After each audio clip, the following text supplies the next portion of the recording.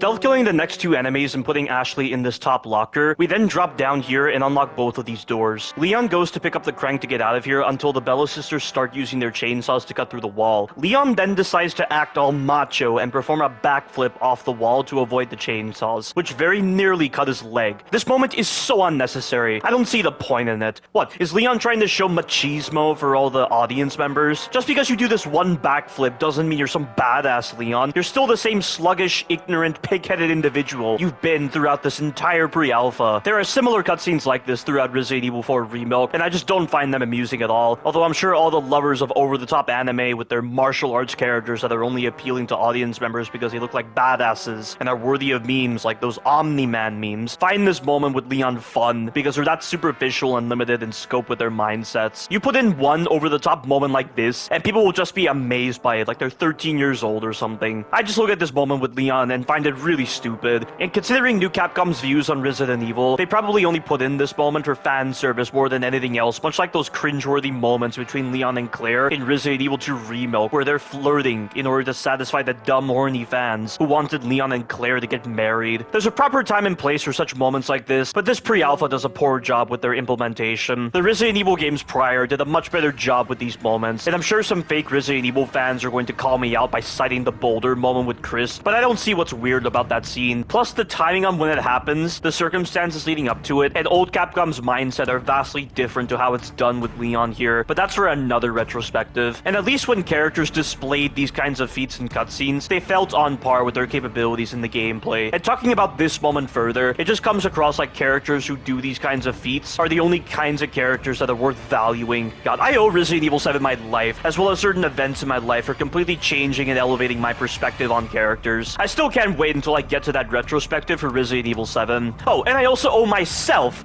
given how much I've taken on the fight against ignorance. But after that really stupid backflip from the worst version of Leon by far, the Bella sisters break through. One of them grabs the crank, which prompts Leon to tell another boring joke, followed by another joke about him being a one-lady type of guy. At this point, Leon's jokes have become rather tiresome and lacking in substance. New Capcom made Leon so incompetent in combat, yet elevated his jokes to a new extreme in stupidity. What a reversal right there. But for this encounter, don't even try to do it normally. The same problems from the village intro are here. Enemies without weapons are more annoying than enemies with weapons. Enemies throwing axes, enemies transforming, lanterns that deal a lot of damage to Ganados, yet not enough damage to the Bella sisters. I mean, if you're even thinking about luring the correct Bella sister, you have to take one specific loop around the area to two different lanterns and hope she doesn't get caught on enemies. Unless you have an abundance of flash grenades or you spawn attack the Bella sisters with mines, this sequence is an ammo-draining, clumsy, and time-consuming sequence doing it normally. And I say normally rather loosely because a brain-dead sequence filled with poor designs hardly passes off as normal, though considering the poor standards set by the prior areas, this seems to be the new normal set by New Capcom. And draining your ammo here is bad because again, you need a crap ton of ammo for the later sequences. The amount of forward knowledge you need to make this pre-alpha bearable is ridiculous. Luckily, there's a significantly better way to use exploits to counteract this sequence, save up on ammo, and not need the bolt thrower. Upon starting the encounter, leave through the two doors you unlocked and head up the stairs, get this Ganado out of the way, and then deal with the one who's scripted to run every time. With this particular Ganado, shoot him in the stomach and get behind him, because while he's in the middle of his scripted run, you can actually do a knife execution on him. Drop down here and go back to the entrance to this area. Once you return to the entrance, the enemies de-aggro and start leashing. This works against the Bella sisters too, so just lure them both back here and focus on the one with the crank. When you shoot her in the head, you have to hope she does the correct flinch animation, where she gives you her back because you can't just simply stab her from the front. New Capcom logic once again. By the way, the chainsaw enemies have this stupid property where if you touch their chainsaw while they're in a stun animation, you'll take damage. Why?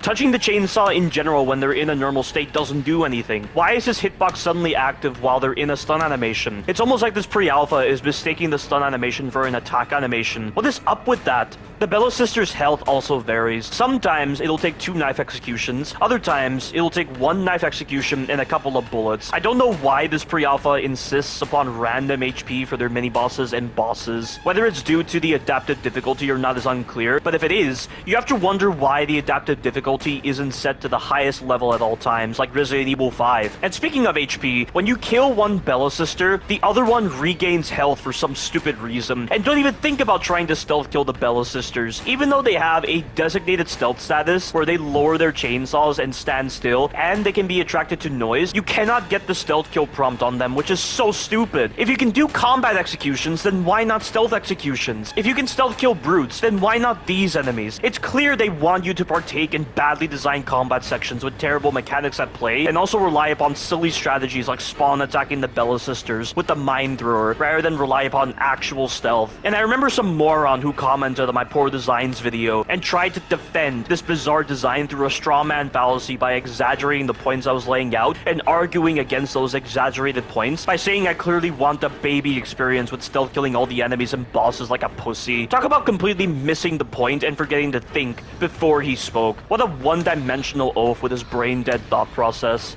Once the one with the crank is dead, you can pick up the crank. You then need to wait outside their playable area for a certain amount of time. From here, this is where it gets random because there is no telling how the enemies will stand around while you're outside the playable area. Sometimes they'll be set up in such a way where you can get to the door easily. Other times, they'll be walking towards you like they're investigating noises, or they'll be standing around facing in your direction. The HUD in the bottom right of the screen is useful for knowing if you're in combat or stealth, because as long as you can't see it, it means you're in stealth. When you do leave the playable area, you have to wait until the enemies set up in their positions. If you enter the playable area while the enemies are in the middle of setting up in their positions, they'll know where you are, so you'll have to exit the playable area. This is why you have to wait at least 30 seconds outside the playable area. However, the first or second time you do leave the playable area after starting the encounter, when you see the enemies running away and you go back inside immediately, only the Bella sisters will re-engage their aggro on you and not the other enemies. This is something important to bear in mind. Once you get the right pattern and dispatch any enemies in your way with stealth executions or other means, you can safely put the crank in the door. And I don't know why, but putting the crank in the door causes Ashley to exit the locker without your input. So you need to bear that in mind when putting the crank in the door. Most of the time, she won't be grabbed by the enemies upon exiting the locker and coming to you. Once you both get through the door, this is the end of this brain-dead and badly designed section. And let me just make this one statement. The exploit I used against the Bella sisters represents exactly what I was saying many times before in my demo playthroughs and also in the earlier parts of this retrospective. Because New Capcom watered down their fundamental gameplay systems and other combat mechanics, made their stun systems incredibly awkward, and added all sorts of bad designs to the enemies, they're encouraging the player to indulge in these kinds of exploits to make their own product tolerable. New Capcom had no shame when rushing this pre-alpha out the door and ruining the story, characters, and gameplay in the process. Why Resident Evil 4 was chosen for the remake treatment makes no sense. Code Veronica X should have received the remake treatment since it's considered by Capcom to be the official third entry of the Resident Evil series and is a fixed camera based title. They also took the time to set up Chris's letter and the fact that he was in Europe in Resident Evil 2 Remilk, which felt like a setup for a Code Veronica X remake. They could have fixed issues with the gameplay, the voice acting, and with Steve's portrayal in a potential remake, but no, they decided to settle upon Resident Evil 4, even though it has been on so many consoles and even received a VR version. Are their brains in their own asses? What were they thinking? And you want to know something else? In my blind playthrough, the Bella Sisters section forced me to restart the entire pre-alpha from the beginning. I had to go through crap after crap to eventually get the forward knowledge needed to approach these terrible sections and play through them without wasting so much ammo. You know a product is severely compromised when you're having to restart the entire experience to get back to where you left off on your first playthrough. How disgusting. And it wasn't even one restart that occurred for my first playthrough. It was two. That's what happened in my blind playthrough. I had to restart this pre-alpha 2 times to make the blind playthrough bearable. I've never had to do that for any title ever in my entire life as a gamer. How low can developers possibly go with a product? New Capcom provided the answer to that question with this cash grab of a Remilk. After doing this section, Leon tells Ashley that she apparently did well and that it seems like this isn't her first time running from creeps. I'm sorry, how does hiding in a locker, getting grabbed by enemies, not keeping up with you, and being a dimwit of a lower degree qualify as doing well at something? And hiding isn't the same thing as running, Leon.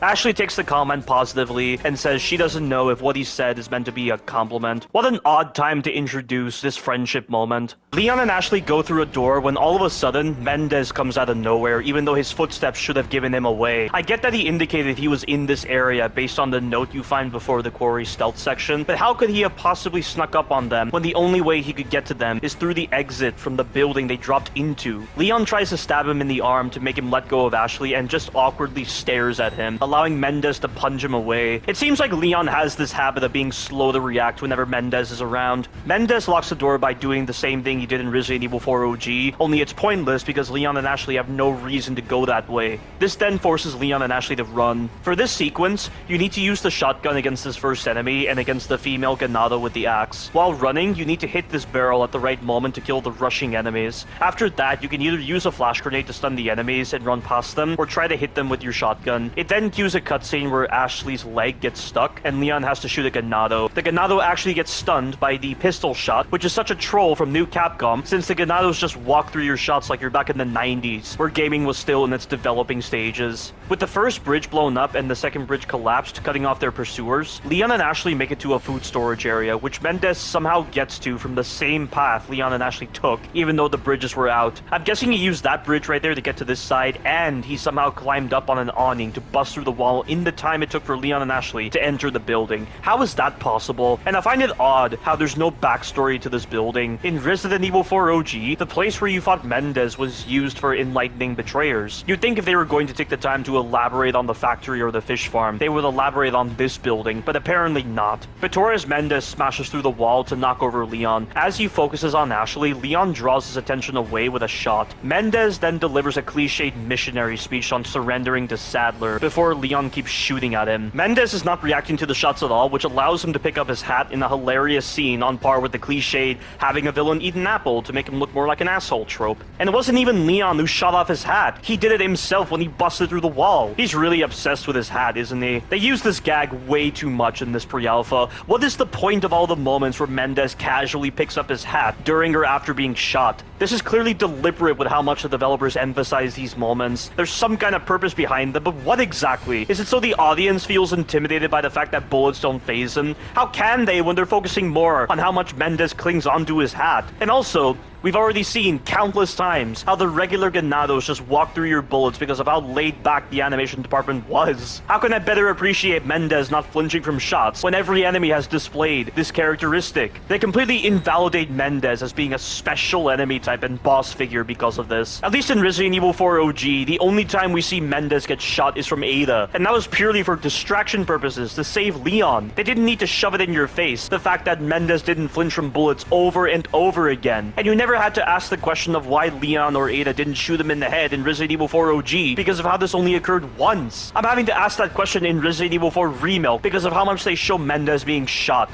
God, the gameplay and the screenplay for Torres Mendez, when considered together, are so stupid. Leon finds an explosive barrel out of nowhere, which you cannot see before this cutscene, although to be fair, the same problem occurred in Resident Evil 4 OG. He pushes it towards Mendez and shoots it, though Mendez isn't worried one bit. Thanks to the damage sustained from the explosion, in a matter of seconds, Mendez goes from his normal form to his dominant Plaga mutation, which we never see play out. Old Capcom showed the transformation playing out in Resident Evil 4 OG, so why not new Capcom? And it's funny how Remilk Mendez looks more similar to his OG counterpart, yet the same can't be said for Salazar, Krauser, and Sadler. So somewhere in development, they decided to make their mutations more absurd. What could have possibly compelled them to do so? I don't get it. Just like how I don't get this line where Leon says he should have known he was one of the bugs. This is such a stupid quote. Apparently, it didn't clue into Leon immediately that Mendez was one of the Plagas. He's been leading the villagers the entire time, dude. What else could Mendez possibly be? And Leon also went from calling the Plagas worms to calling them bugs for some stupid reason, even though Luis literally told him what they're called. Remember when Krauser told Leon in Resident Evil 4 OG that he catches on quick as expected?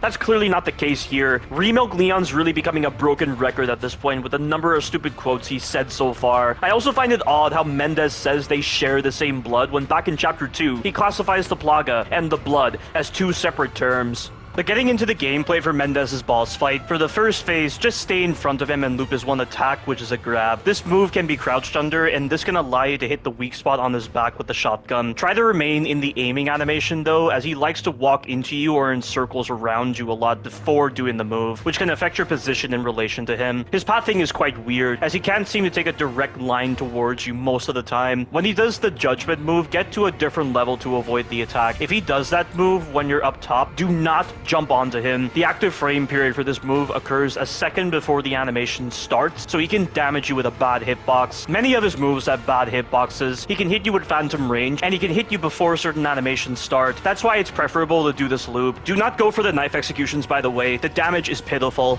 Once this phase is done, he'll lose his legs, and his next mutation will trigger, where he grows additional appendages, beginning the second phase. This mutation is a bit too extreme for me. This doesn't feel like what the original Plaga would do. This feels more like a mutation resulting from Tricell's dominant Plaga in Resident Evil 5, which was an enhanced version of the original dominant Plaga. In Resident Evil 4 OG, all that happened with Mendez is that he lost his legs, so he had to use his additional appendages from the dominant Plaga to navigate the environment. In fact, all the dominant Plaga users in Resident Evil 4 OG never underwent an additional mutation. What they mutated into was always the only mutation, so I don't know why it's different with this pre-alpha. But for the second phase, it's pretty simple. At a distance, he'll opt to chuck flaming boards that require you to move to the left or right or stand still. He also has this cartoonish ability to pull explosive barrels out of nowhere, requiring you to shoot them. If you don't have ammo though, you'll need to time when to climb the ladder. He can also line himself up with the center of the building and do a jump attack on you, requiring you to move out of the way. When he's close to you, he can do two moves that require a QTE to dodge. There's another move that he will slowly prepare before attacking. You can either get behind him or shoot the eyeball on his back to consistently stun him. I'm not entirely sure why this is the only move with this special property when he takes a similar amount of time to throw those flaming boards at you, but okay. Finally, there's also a slam move that requires you to move to the side. This pretty much sums up the second phase. Overall, Vitoris Mendez is probably the better boss of this pre-alpha, but that doesn't necessarily mean this is that good of a fight. Sure, it's able to pass off as a fight that works, but he has a lot of HP and the bad hitboxes can be annoying. I also don't understand why the tone is so comical. In Resident Evil 4 OG, Vitoris Mendez's fight was clearly built to be a horror fight with his transformation, choice of music, tone, atmosphere, ambiance, HP, footstep noises, and the fact that he didn't say anything. In Resident Evil 4 Remilk, the designs have been flipped. Now, there's no intimidation whatsoever. Vitoris Mendez is just a cliched, extreme missionary, spouting religious crap like Father Mosgus from Berserk. It's such an anime reimagining of his character, and I don't understand why. The music is also this cheesy, godlike action music that admittedly I do like, but it's not what I want to hear with Vitoris Mendez. His ability to throw endless fiery boards and pull explosive barrels out of nowhere is just so silly and cartoonish. His squirrely movements and tendency to push you all over the place as he's moving is also quite stupid. All of this is just a complete 180 in tone, and it prevents me from taking it seriously. How could they play the original Resident Evil 4 and consider this a proper reimagining? There is nothing here that indicates a remake. It's yet again another example of new Capcom cutting corners or just not playing the earlier Resident Evil games properly. The boss fight with Resident Evil 4 OG's Mendez also felt like it paid off skillfully saving ammunition very well, as 4 incendiary grenades and 1 explosive barrel were enough to kill him. You took the time to hold on to those incendiary grenades with a pretty small inventory space. You then had the chance to use them to clear up space and contribute to good game design with how much they damaged him. Dealing with him in any other way just feels wrong and doesn't feel like the intended vision with this fight. It also helped to make him feel different to the other bosses with the unique method of using incendiary grenades against him. With the bosses in Resident Evil 4 OG, it was always noticeable that you were doing something different with each of the bosses, whether it be through skillful use of the knife, the use of grenades, the use of the environment, the use of a different weapon, etc., and their HP was complementary to the pacing of each of the strategies. Of course, I wouldn't consider Salazar in this process, as he's the worst boss of Resident Evil 4 OG, but that's for another tangent later on. But regardless, there was a real sense of diversity with your approaches. In Resident Evil 4 Remilk, however, every single boss is a damage sponge, requiring you to game the system, find exploits, avoid certain attacks accordingly, use all of your weapons without care to avoid bad designs, etc. Like, it really becomes a repetitive process that leads to fatigue and leads to each of the bosses lacking any character gameplay-wise. One of my friends describes it perfectly by saying that the bosses in Resident Evil 4 OG had thematic strategies such as using incendiary grenades or the knife, but now they all play very similarly in Resident Evil 4 Remilk. There's little to no creativity on display with this Remilk. It's also stale, mundane, and uniform with the way the fights play out. And as much as Mendez may seem different to the likes of the El Gigante, for instance, it's really hard to appreciate it given how much the earlier chapters showcase such quality below the baseline level of lacking quality. So you just kind of do the fight without feeling anything, honestly. It's all so hollow in the end. That's precisely why one of my friends calls this boss Bitsnorez Mendez. Ashley breaks open the window, which Leon could have honestly done himself and avoided fighting Mendez altogether. together. What's his excuse for sticking around? At least in Resident Evil 4 OG, there were no windows and Mendez had twisted the handles on the door, not only to stop Leon from escaping, but also to prevent Ada from intervening. Therefore, Leon had no choice but to deal with Mendez. Also, he needed Mendez's false eye to gain access to the castle. If the window is already there, and Leon doesn't exactly need anything from Mendez in the Remilk, why is he sticking around? I get that Mendez could be a future threat, but his physiology in the first phase didn't exactly afford him a lot of mobility. Not to mention the building was collapsing too. Leon gets through the window, and instead of asking if Leon was okay like she did in the original, Ashley instead gives a witty response and says, like she's engaging in friendly banter with Leon. I can't help but feel like they made this change to complement the forceful, inorganic feeling that Ashley has towards Leon about being good as a team. And the way she says this line makes it seem like she needs reassurance from a superior individual in her mind. I swear, Ashley is so much of a type B personality with how much she acts needy and demands constant reassurance of her capabilities. Ashley is less serious in this Remilk, honestly. Understanding that the fire will catch the attention of the villagers, Leon and Ashley move on. Ashley then asks a similar question to what she asked at the start of chapter 6. How many times is she going to keep asking such questions in short intervals? It was pretty annoying when I heard it the first time. They then take the single path towards the castle and the drawbridge races behind them somehow, which ends chapter 6. Luis then contacts Leon like he said he would, asking if they're still around, to which Leon jokes that he wanted to go home, but Ashley wanted to see the castle first. Luis says this works since he's already in the castle and claims to have the suppressant that will slow the growth of the plagas, when in actuality, he hasn't obtained it yet and assumes he'll be able to get it from his hidden laboratory in the castle. He then sends Leon the coordinates to the courtyard inside of the castle. I'm surprised Leon doesn't exclaim how convenient it was that Luis happened to be in the same area as them. Luis had left them earlier and took a different path. Leon never tried to follow Luis or make a quote about where he was. Luis is acting like he expected Leon and Ashley to go to the castle, while he and Ada were going there already. But how could he have known if he didn't even see where they were going? It feels weird to me in this Remilk. At least in Resident Evil 4 OG,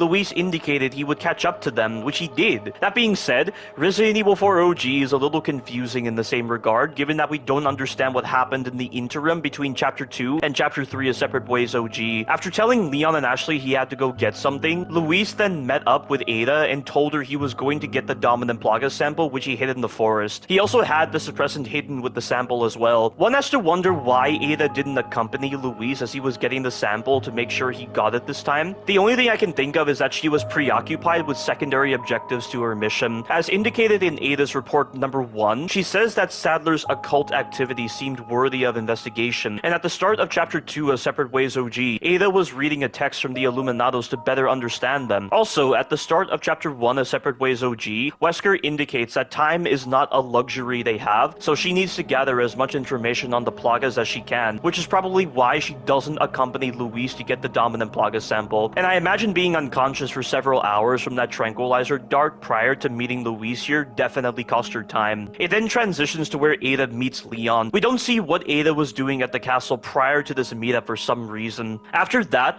Wesker contacts her saying that Luis has recovered the sample and is waiting for her. Now, when Wesker says that Luis is waiting for her, it makes it seem like Luis opted to go to the castle and deliver it to her there, rather than recovering the sample and just giving it to her in the village. There is a reason for this. In the Kaitai Shinso for Resident Evil 4 OG, when Luis had retrieved the sample and suppressants from the hiding spot, instead of meeting up with Ada, he opted to make his way to the castle because he wanted to help Leon and Ashley and knew they were there based on the trail left behind by them. His gratitude to Leon for saving his life, combined with his regret for his part in the research on the plagas, are what led to him acting this way. How he managed to get to the castle even though the drawbridge was raised is unclear, but I'm guessing he used the same path he used when escaping the castle from his cell in the sewers to catch up to Leon and Ashley, or he climbed the castle walls. I have no idea. Then, when he met up with them, he realized he dropped the suppressants as he was running away from the Ganados. I don't know if he's referring to the villagers or the zealots, but I would assume he's referring to the zealots, since recovering the suppressants back in the village area after making it to the castle would be impossible. And I don't know if he dropped the dominant plaga sample or not when he was running from the Ganados. After recovering the suppressants, essence he dropped and possibly the sample. He probably contacted Ada or Wesker to give an excuse for his delay in giving them the sample. This would then make Ada go to the castle, which would then explain how Ada was photographed entering the castle by one of Salazar's men. Of course, how he contacted them is unclear. I'm assuming he always had a radio on him and knew Ada or Wesker's frequency, but the developers never showed the radio he had in this game. I'm basing this off of Ada's report number 1 and the conversation Ada has with Wesker. In Ada's report number 1, she says she retrieved the subordinate Plaga tissue sample from Luis, which would only be possible if he could contact her on her radio. For the conversation that Ada has with Wesker at the start of Chapter 3 of Separate Ways OG, he found out that Luis had recovered the sample and was waiting for Ada, which would only be possible if he communicated to Wesker, though he probably could have called Ada, honestly. And it's probably through Luis contacting Wesker to confirm the successful recovery of the sample that Wesker was able to establish an approximate location of Luis within the castle that he would then send to Ada. It wouldn't make sense if Wesker somehow saw Luis inside the castle using the umbrella satellite he had access to, as satellites can't see inside of buildings unless it's through special filters like infrared. And I say approximate because Luis is clearly not in the room that Wesker marked on Ada's map when he meets up with Leon. And by the way, going back to that excuse Luis possibly gave to Ada or Wesker regarding his delay, I wonder if he had mentioned Leon, as by mentioning him, this would then explain how Ada knew about Leon being infected by the Plaga and why Wesker decided to terminate Leon for not only being a Raccoon City survivor and someone who got in the way of Ada's mission in Raccoon City, but also a continuous hindrance to Wesker's plan with the Plagas. I'm saying all this like it makes sense, but I might be contradicting things. If only old Capcom had more development time to devote to the flow of events in Separate Ways OG when it was released on the PS2, and that game development during that era of gaming wasn't so weirdly handled. But the main thing to take away from Luis being in the castle in Resident Evil 4 OG is how he opted to postpone his potential extraction from the area to save Leon and Ashley, which is an indication of the guilt he feels from creating the Plagas. A shame that the flow of events and Luis's general attitude in Resident Evil 4 Remilk doesn't offer the same kind of interpretation of his character, but I'll talk about that when we get to Separate Ways Remilk. Also, there's a continuity error with this conversation. If you look behind Luis, you can see what appears to be a black liquid waterfall and a torch. Yet in Separate Ways Remilk, when Luis is in this conversation, he's actually in a fortified tower that has no black liquid waterfall and no torch. So how the developers missed this when developing Separate Ways Remilk is beyond me, but I think it's an indication that development of Separate Ways Remilk only began after Resident Evil 4 Remilk release, which is why the quality of the DLC is terrible. Once Luis concludes his conversation, we then get a file in passing for some reason. I'm not entirely sure why Luis didn't indicate he was sending a file, because this can be easy to miss for first-time players. In this file, we get an excerpt from some meeting that occurred in the island facility. Now, this is very confusing because it plays out like the Illuminados are some kind of corporation like Umbrella rather than a cult. I can't really imagine the higher authorities of the Illuminados being typical businessmen rather than members of a cult, and it muddies the origin of the Illuminados and the island facility in a chicken or the egg kind of situation. But in this file, it goes over a presentation on the effects and uses of specific drugs on the Plaga during the early stages of growth, which was done by head researcher Annabel Garcia Escudero. She was questioned by researcher Ryan Chen at the island facility. Annabel concluded her presentation and asked for questions. Ryan Chen asked for clarification on whether the suppressant can stop the host from turning into a monster. Annabel then decides to say that the use of the term monster is a bit dramatic, which for one thing is unjustified with its joking tone, but also, they're clearly using the Plaga for the development of BOWs. Why would she say that it's a bit dramatic to use the term monster when that's kinda what a BOW is supposed to be perceived as in a layman's mind? It's like she's countering Ryan's statement because she was using the Plaga for something else. I don't understand why she starts her answer like this. She then decides to build towards her answer by saying that the host loses a part of their humanity when infected by the Plaga. Initial symptoms include mild abdominal pain, the coughing of blood, dizziness, and a loss of consciousness. Once fully grown, the Plaga gains control of the host. The suppressant developed by her team can inhibit the growth of the Plaga but not completely remove it from the body. She makes no mention of the suppressant's effects on the Plaga when it's in egg form, nor the use of antigen in destroying Plaga eggs. Ryan and a couple of other people then decide to laugh at the idea of the suppressant only delaying the inevitable. So I'm pretty sure you can see the retcons at play here. In Resident Evil 4 OG, the suppressant was developed by Luis, and he had secretly taken them when he stole the the sample initially. That's why when he was first injected with a plaga, he was able to use the suppressant to destroy it, since the Illuminados weren't aware that he had the suppressant. But in the Remilk, it's Annabelle and her team that develop it. But why though? If they're indebted to the Illuminados, why would they develop something that suppresses the growth of the parasite? In Resident Evil 4 OG,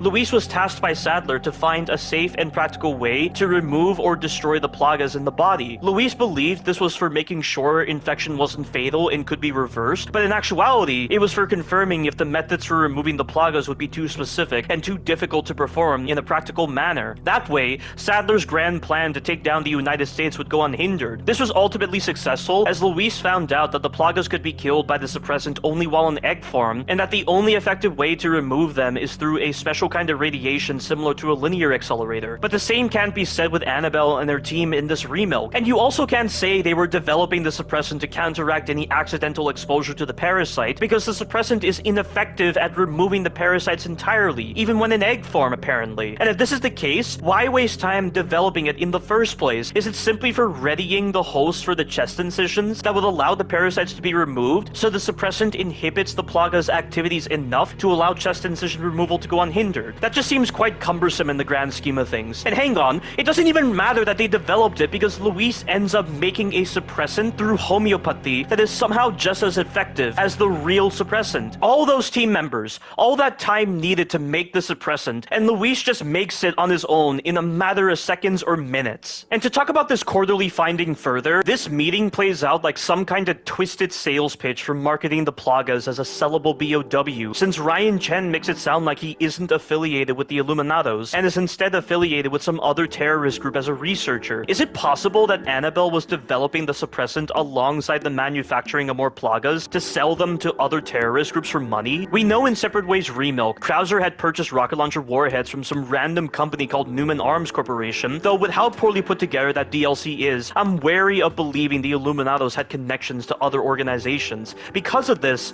I don't see Annabelle contacting other organizations to make money off the plaga, and she's supposed to be heavily loyal to Sadler, as indicated in the Superior Species report. I don't see Sadler establishing contact with other organizations to sell his plagas if he's planning to take over the world. In fact, in the Superior Species report, Annabelle had infected the researchers with the Superior Species plaga for some reason, so I'm guessing Sadler took his members for granted as well and would dispose of them when they served no purpose. In fact, now that I think about it, given the fantastical capabilities of the hive mind and the absurd range this connection has through the sound waves, could Sadler theoretically distribute his plagas to other organizations and spread them throughout the world, then use the hive mind to his advantage to seize control? If the developers are trying to structure Sadler's plan like this, that is seriously retarded and nonsensical. At least in Resident Evil 4 OG, Sadler already had many sleeper agents infected by the subordinate plaga distributed throughout the world, mainly in the United States. Through these carriers, they would influence the minds of those closest to the president, gaining influence in the Justice Department, Congress, the military, administrative bodies, and corporate business giants. They would then fuel a state of complete paranoia and destabilize democracy, then take advantage of the resulting chaos of America's collapse, whilst at the same time using its vast resources and status as a superpower to take control of the world. Also, in the Kaitai Shinso for Resident Evil 4 OG,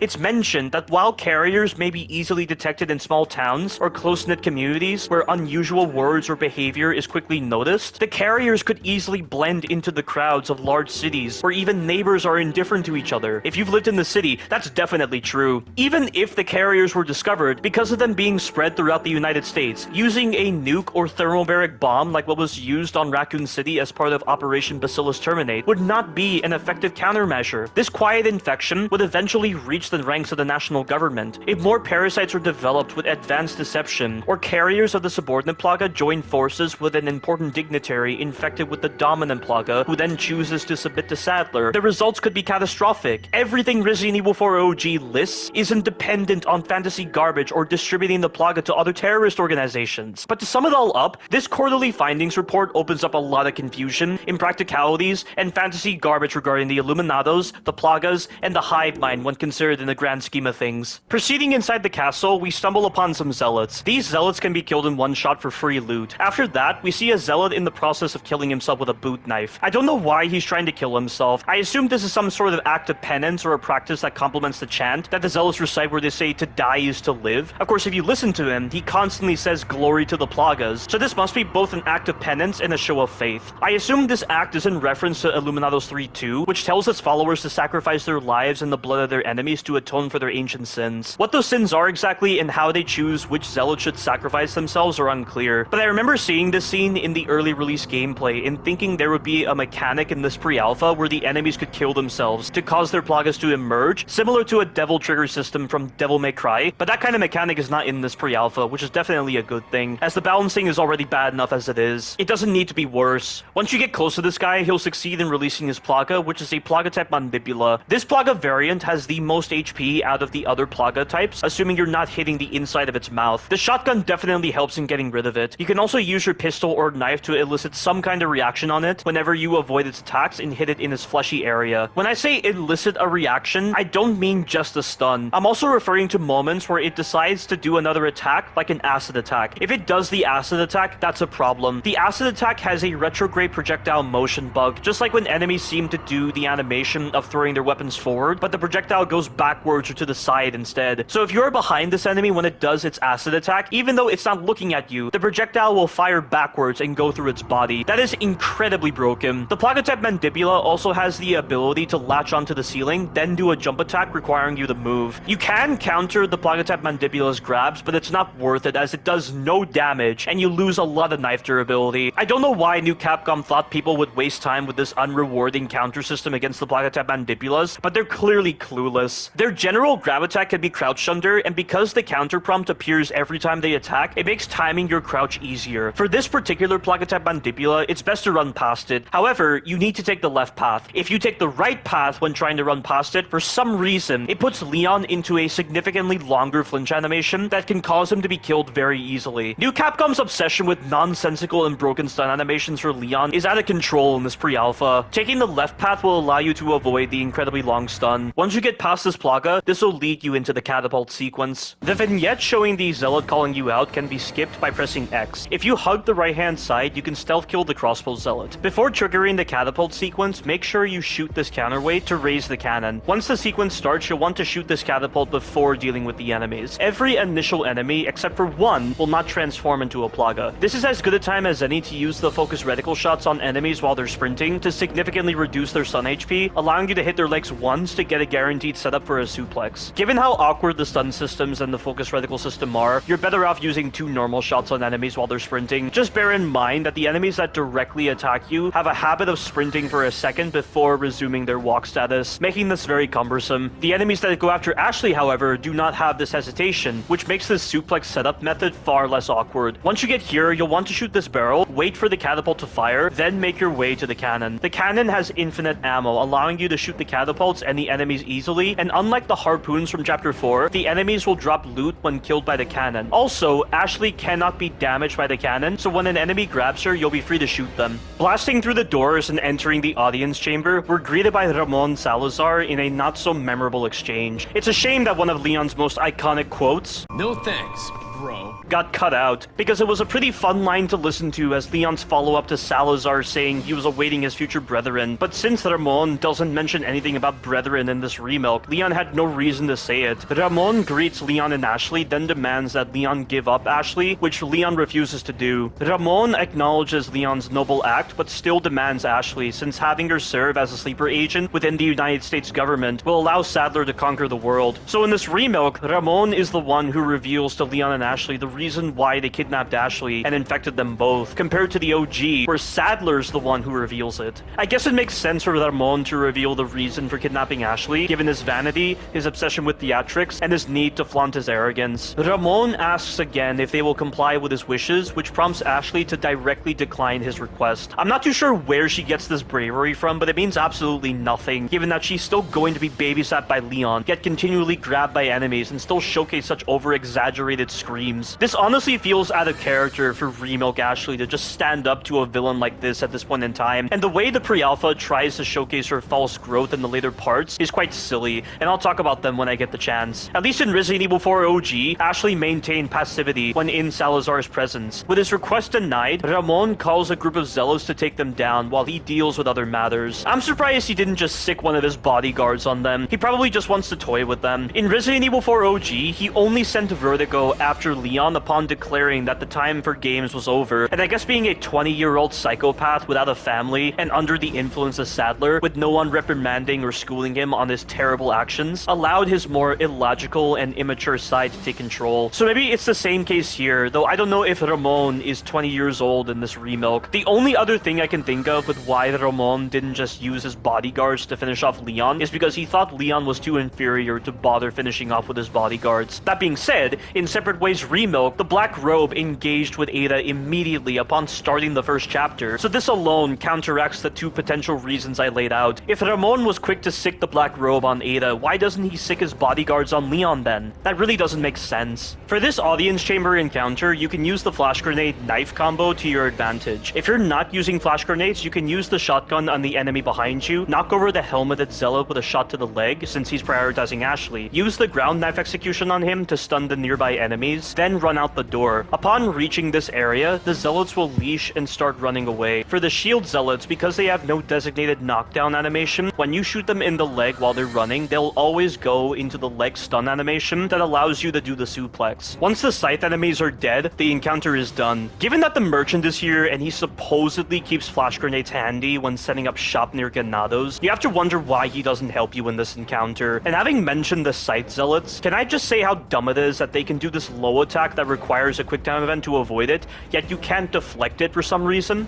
Also, if your back is to the scythe zealots when they do that move, the prompt for the QTE doesn't appear. Yet when the unarmed brute does his running attack from behind, the prompt still appears. The same goes for Krauser's sweep kick too. That move can be dodged even when your back is to Krauser. What's up with this inconsistency? Almost as confusing as New Capcom's decision to not make the parry omnidirectional. We now need to take an alternate route through the dungeons to proceed forward. Making our way through the dungeons, we find the Caretaker's note. The Caretaker mentions that he can't sleep since the Garrador keeps making noises. This Garrador was apparently an executioner once, just like his father and grandfather. It's one of the more unsightly legacies left behind by the Salazar family. This executioner had a greater lust for torture, making him special among his family. This is what attracted Ramon's interest in him. I don't know why, despite this executioner's sadism resonating with Ramon's own sadism, Ramon still had him converted into a Garrador. In the canon timeline, the Garradors represented another of the Illuminados' attempts at human biological weapon development with the Plagas. Just like the El Gigantes, they also lost all sense of intelligence, leaving them unable to differentiate between friend or foe. Given their highly aggressive behavior and their increased physical abilities as a result of experimentation, they had to be rendered blind and physically restrained until they were needed. As for why their Plagas were still exposed on their backs and not protected, this is likely due to how large the parasites were, and assuming that the Garradors were developed after the El Gigante, it's possible the Illuminados were continuing the same experiments they conducted on the El Gigante, experiments likely related to the actual size of the parasite. But with the Garradors, it was at a much smaller scale, and I'm guessing they were testing alternatives to needle injections of Plaga eggs. Perhaps they opened up the backs of the Garradors to attach the mature Plaga directly onto their spine and central nervous system, which likely explains why the Plaga is exposed on their backs and probably cannot be covered so easily. And it's this placement of the Plaga in the back that makes me think this is a continuation of the experiments that first started from the El Gigante. In Resident Evil 4 Remilk, however, it doesn't seem like there is a connection between the El Gigantes and the Garradors. The El Gigante seems to be the first attempt at more extreme BOW development with the Plagas, as indicated in Illuminados 4 and 9, so I guess an argument could be made that the Garradors could be a continuation of those same experiments, but I don't know.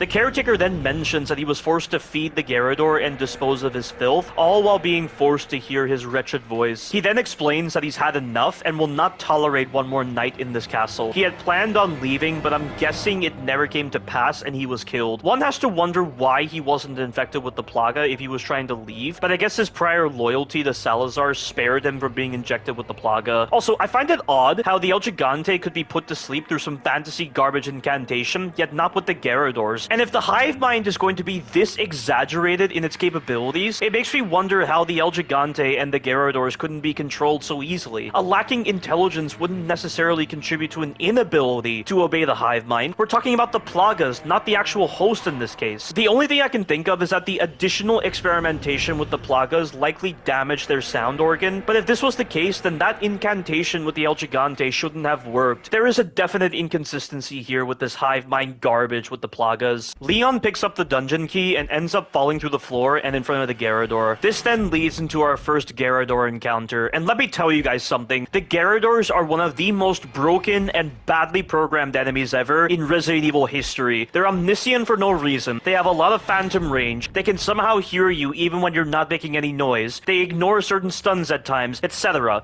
And then when they're paired with other enemies, even though they're supposed to have no understanding of friend or foe, they ignore all the footsteps, chanting, and weapon sounds that the Zealots cause. They push the Zealots around a lot rather than outright killing them, which leads to incredibly broken, clumsy, uncoordinated moments within the combat encounters. There is so much to list that it's much better if you check out my poor designs of Resident Evil 4 Remilk series, specifically with chapters 7 and 10, and with Separate Ways Remilk. In order to do this section without getting screwed too much by poor designs, you can just stun him with the flash grenade and get on the crank immediately. When the Garrador recovers from the stun, he'll focus on where the flash grenade detonated rather than on you. You should be done with turning the crank, at which point you need to get him to do his combo attack so that you can easily shoot his Plaga. If you don't shoot the Plaga after opening the door and you cross a certain threshold of the room, he'll magically know where you are and try to hit you when you get on the ladder. That is so badly designed. But in the event you don't have a flash grenade, normal grenades can work as well. When starting the encounter, you need to run, hide, and crouch in this spot, wait for the Garrador to finish his programmed attack of trying to attack you when you're on the crank, then hit his parasite. Throw a grenade down the corridor he ran through so that when he recovers, he'll go there instead of attacking you on the crank. Then, you need to stun him again to get to the ladder. What a stupid encounter and what a pathetic enemy type. I can't even begin to tell you how frustrating it was trying to put up with the poor designs on the Garradors. New Capcom's heads were in their asses when designing this enemy type. How do you make a blind enemy that broken in its implementation? It makes no sense. It's just as confusing as the whole argument people bring up where they want such a huge diversity of enemy types no matter how broken they are. It's one of the stupidest arguments I have ever heard, and it's something that people lambaste Resident Evil 7 for. Resident Evil 7 favored a small number of well-designed enemies for its diversity, whereas Resident Evil 4 Remilk favors a wider diversity of poorly designed enemies. And after what I've discussed so far regarding the enemy types in this pre-alpha, you can't tell me that you'd prefer a wide assortment of poorly designed, broken enemies. It makes no sense to favor that mindset, and it's why I can't help but laugh at all the idiots who try to cite the enemy diversity of Resident Evil 7 as being a problem. And it's funny because they're so quick to judge the enemy diversity in Resident Evil 7, yet not the lacking enemy diversity of Resident Evil 1 Remilk. Talk about a biased mindset in favoring such an outdated title like Resident Evil 1 Remilk. But after you've gotten past the Garrador, make sure you put Ashley back into tight formation. This is yet again another instance where this pre-alpha forces Ashley to be in loose formation for some reason. After doing a puzzle and interacting with gongs, we then get to the next room and find a file on different parasites and their ecology. This file was actually in Resident Evil 4 OG, but it was written by Luis in that game, whereas in Resident Evil 4 Remilk, it's now just a book that Ramon has, which contains the same information. This, I feel, takes away from Luis's intelligence and how much he cited up on the Plagas and other similar organisms, but it's a minor thing. We then make our way to one of the worst rooms in Resident Evil 4 Remilk, the water room, or in this case, the black liquid room.